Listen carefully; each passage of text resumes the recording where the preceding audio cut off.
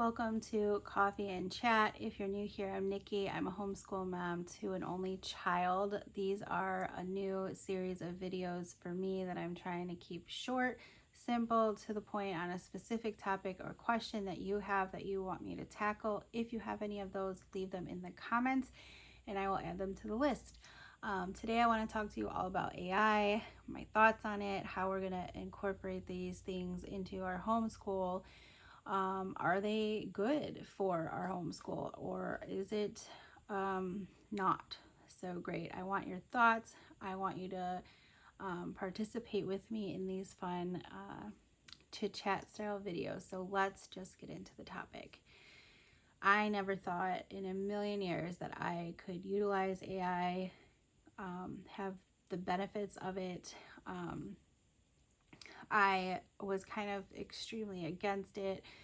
I came from a writer background and I see so much in my writing community of it being taken advantage of, and people who used to put their hard-earned talent into things are now just using the easy way out here with AI. So I completely can see both sides, the benefits and the extremely bad things that AI is bringing to the world. But I want to talk about homeschool in particular because I recently joined Threads. And is that even like the word I'm supposed to use for that? Like app through Instagram is Threads, I think. But anyways, I recently joined and there's a lot of stuff on that platform that talks about AI, and I got sucked into the rabbit hole and started doing some research. And so I was using Chat GPT for other types of videos in the past. Sometimes it helps me at work reformulate a paragraph together, make something sound a little bit more professional.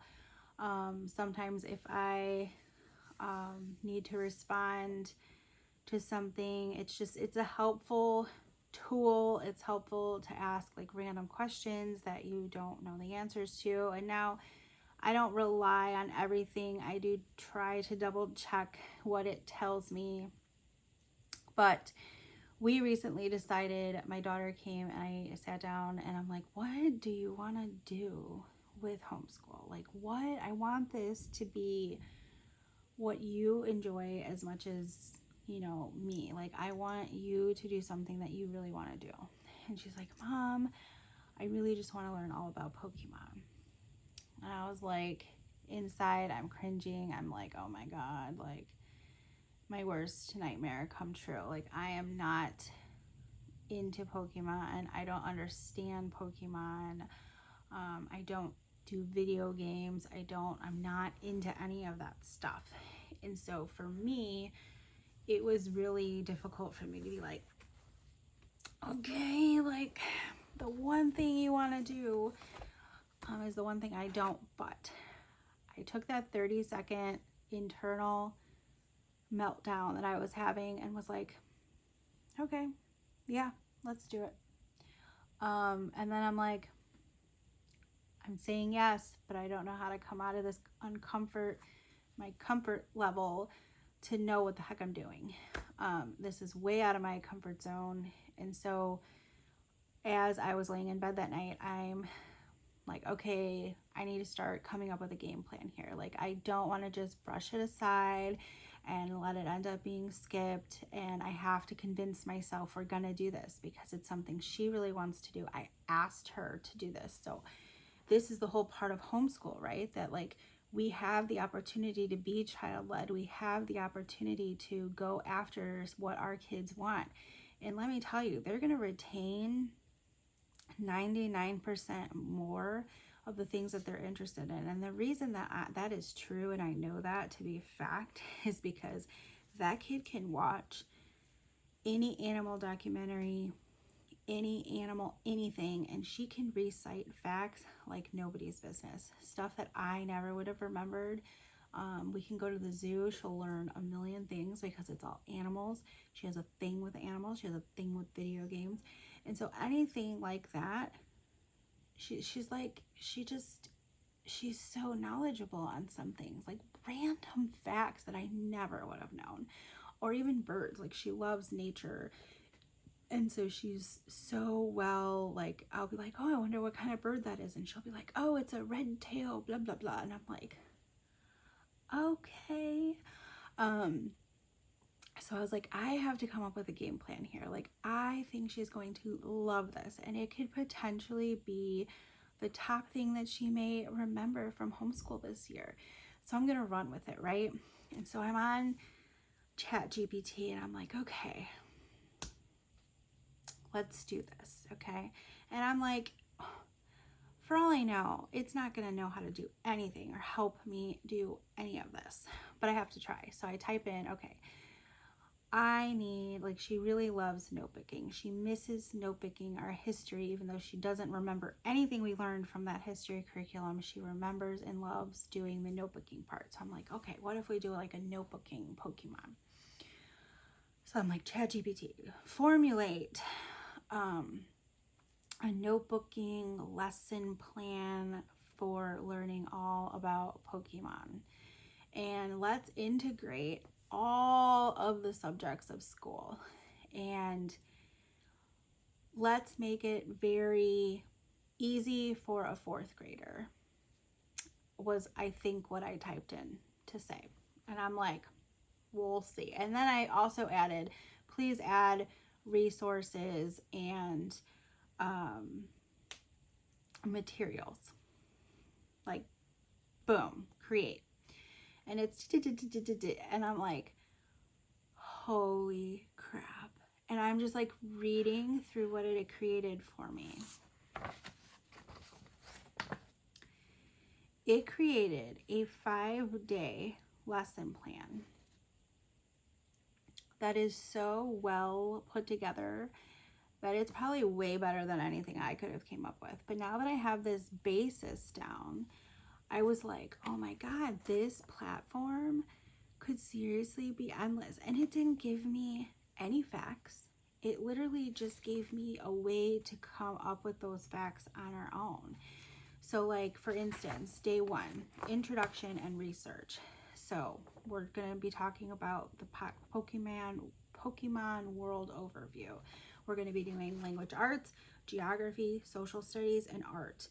Now, we can decide if we want to break this up and do these like instead of day 1, like week 1, and see if we can make it into a unit study that's a couple weeks long, depending on our rabbit trails. Like, she may super be interested in this and want to keep going and beyond the day's activities. So we're talking about write a brief history of Pokemon. Where did it come from? Who created it? Why is it popular? The geography, social studies, create a map of the Pokemon world. Label its regions. Describe any special landmarks. For art, draw your favorite Pokemon. Create your own Pokemon species. Describe its habitat abilities.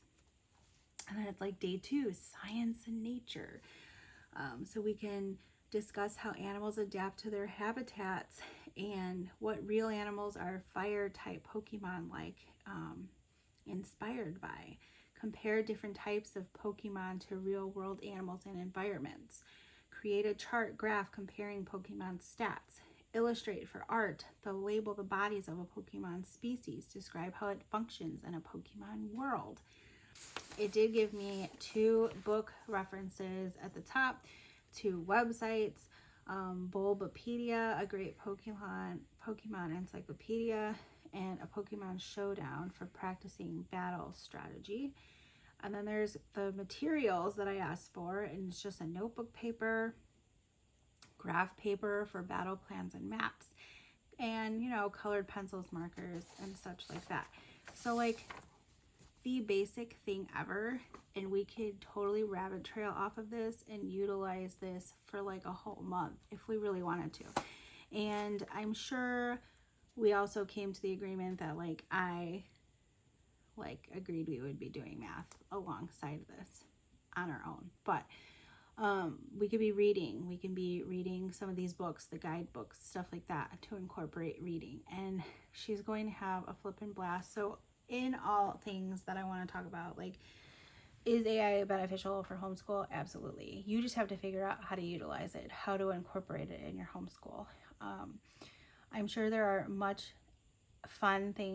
more fun things that you could even ask it to do. You could open up, let's just say, you could open up this DK book, We're on Earth, okay? Let's just go to a random page. Climate change, okay?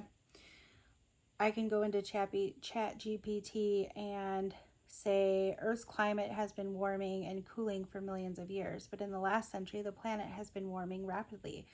Create me a lesson plan that goes over climate change from all angles and how long we want to be studying on it and resources and stuff like that, and create a freaking thing just based on this one page. Maybe she's really interested in climate change, and like, it's just a way to not necessarily ask for answers or facts, but to just dive into a topic that you may not just have in a curriculum sitting nearby, that you could dive deeper into. And I love that for us. I love that we have this technology to be able to take some of the weight off of our shoulders. I'm not going to get into super big cons of it in this video, just because this could be an hour long if we really put it that way. I think there's a lot of work that AI companies need to do. They all have to create some sort of laws, guidelines, protective rights for writers and art and creativity and stuff like that from the people who are hard-earned working